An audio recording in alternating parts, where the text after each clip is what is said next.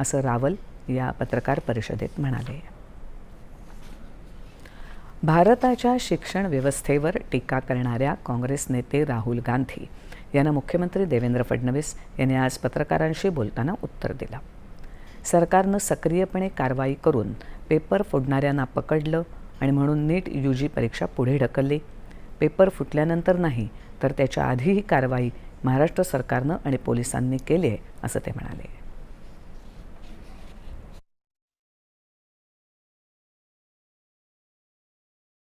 राहुल गांधींना कदाचित या गोष्टीची कल्पना नसेल की प्रोॲक्टिव्हली सरकारने कारवाई करून पेपर फोडणाऱ्यांना पकडलं आणि म्हणून ती परीक्षा पुढे नेली.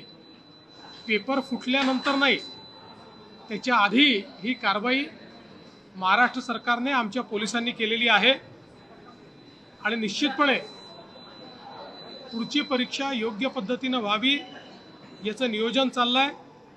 त्याच्या तारखा देखील लवकरच आम्ही घोषित करणार आहोत. फक्त मला याची कल्पना नाही की राहुल गांधींनी हे ट्विट परदेशातनं केलं आहे की देशातनं केलं आहे, कारण ते बहुतांश वेळी परदेशात असतात, त्यामुळे त्यांना सगळी माहितीच असते असं नाही आहे. नवी दिल्लीत जंतर मंतरवर